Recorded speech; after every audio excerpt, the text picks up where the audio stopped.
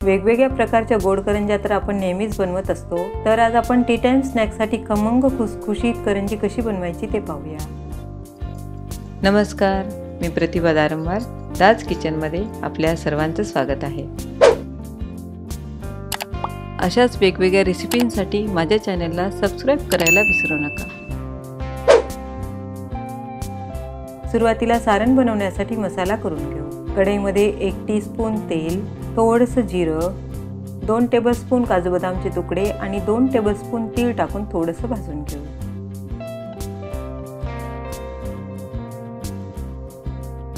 तीळ छान फुललेले आहेत। आता यामध्ये 1 टेबलस्पून खसखस आणि अर्धा कप किसलेलं सुकं खोबरं टाकून थोडंसं भाजून घेऊ, म्हणजे खोबरं छान कुरकुरीत होईल। गॅसचा फ्लेम लोच ठेवायचा आहे। सर्व छान कुरकुरीत झालेलं आहे, काढून थंड करून घेऊ। याच कढईमध्ये 2 टेबलस्पून तेल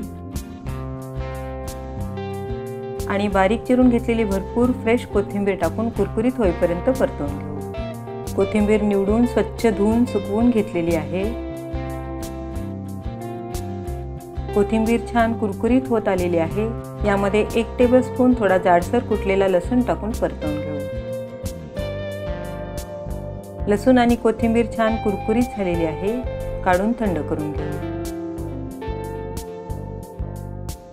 याच कढईमध्ये 1 कप बेसन टाकून भाजून घेऊ। गॅसचा फ्लेम लो टू मीडियम करत बेसन छान खमंग भाजून घ्यायचं आहे। बेसन छान खमंग भाजत आलेलं आहे। आता यामध्ये 3 टेबलस्पून तेल टाकून भाजून घेऊ। बेसन भाजताना सुरुवातीला तेल टाकलं तर बेसनच्या गुठळ्या होतात आणि भाजायला थोडंसं अवघड जातं, त्यामुळे तेल शेवटी टाकून भाजायचं आहे। तेल टाकल्यानंतर लो फ्लेमवरती 5 मिनिट बेसन भाजून घेतलेलं आहे। बेसन छान खमंग भाजलेलं आहे, मस्त सुगंध येतोय। गॅसचा फ्लेम बंद करून यामध्ये भाजून घेतलेलं साहित्य टाकून घेऊ। आता यामध्ये 1 टेबलस्पून ड्राय रोस्ट धने जिरे पावडर, 1 टेबलस्पून लाल मिरची पावडर, तुम्ही तुमच्या आवडीप्रमाणे टाकू शकता, पाव टीस्पून हळद, चवीप्रमाणे मीठ। या मसाल्याला चटपटीत करण्यासाठी यामध्ये 1 टीस्पून आमचूर पावडर आणि 1 टीस्पून पिठी साखर टाकून मिक्स करून घेऊ। सर्व छान मिक्स झालेलं आहे। मस्त खमंग चटपटीत मसाला तयार झालेला आहे, काढून थंड करून घेऊ। तोपर्यंत करंजी करण्यासाठी रवा भिजवून घेऊ। 2 कप बारीक रवा चाळून घेतलेला आहे। याऐवजी तुम्ही 1 कप रवा आणि 1 कप मैदा घेतला तरी चालेल, किंवा फक्त मैदा घेतला तरी चालेल। अर्धा टीस्पून ओवा हातावरती चोळून टाकायचा आहे। चवीसाठी थोडंसं मीठ आणि अर्धा टीस्पून ड्राय रोस्ट जिरा पावडर टाकून मिक्स करून घेऊ। आता यामध्ये पाव कप तेल टाकून मिक्स करून घेऊ। याऐवजी तुम्ही साजूक तूप पण वापरू शकता।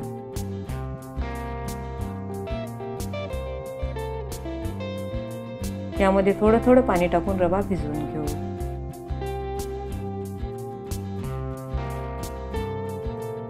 जास्त घट्ट नाही आणि जास्त पातळ नाही, असा मध्यम रवा मळून घ्यायचा आहे। यावर 5 मिनिट झाकून ठेवायचं, म्हणजे रवा छान भिजेल। साधारण 5 मिनिट झालेले आहेत। रवा छान भिजलेला आहे, थोडंसं मळून घेऊ। आता करंजी बनवायला चालू करू। करंजीचं सारण थंड करून घेतलेलं आहे, हाताने व्यवस्थित मिक्स करून घेऊ। रव्याचा गोळा घेऊन सॉफ्ट मळून पोळी लाटून घ्यायची आहे।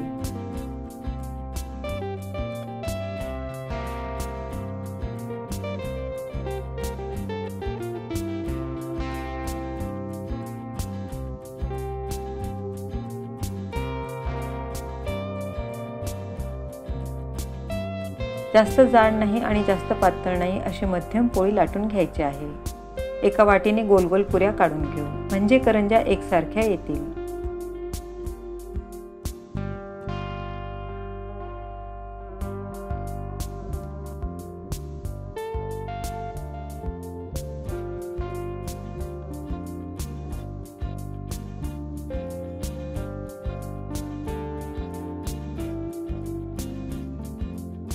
राहिलेलं पीठ मळून परत याची पोळी लाटून घ्यायची आहे।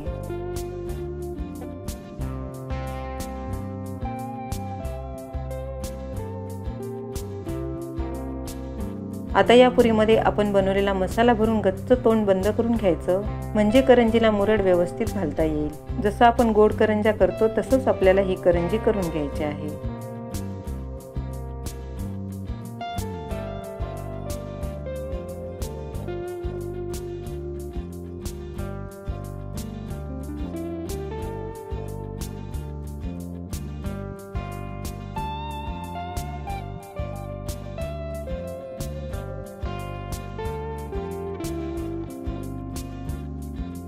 मस्त करंज्या तयार झालेल्या आहेत। आता ह्या करंज्या तळून घेऊ। गॅसचा फ्लेम लो करून मुरडीची बाजू खालती अशा प्रकारे करंज्या तेलामध्ये टाकून घ्यायच्या आहेत। गॅसचा फ्लेम हाय केला तर करंज्या छान तळल्या जात नाहीत आणि क्रिस्पी होत नाही।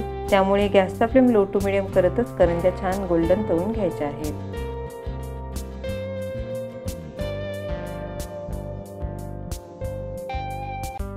खालची बाजू थोडी झाल्यानंतर करंज्या पलटवून घेऊ।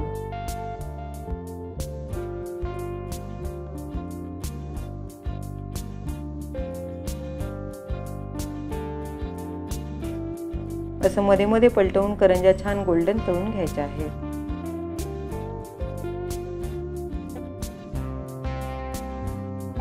मस्त खमंग खुसखुशीत करंज्या तयार झालेल्या आहेत आणि रंगही खूप मस्त आलेला आहे। असं तेल निथून काढून घेऊ। अशा प्रकारे सर्व करंज्या तळून घेऊ। या करंज्या अजिबात तेल पीत नाहीत आणि तेलकट होत नाहीत। थंड झाल्यानंतर एअरटाईट डब्यामध्ये भरून ठेवायच्या म्हणजे भरपूर दिवस छान कुरकुरीत राहतात। तुम्ही अशा पद्धतीने खमंग खुसखुशीत मसाला करंज्या नक्की करून पहा आणि कमेंट्स करून मला सांगा। अशाच वेगवेगळ्या रेसिपींसाठी चॅनलला सबस्क्राईब करायला विसरू नका।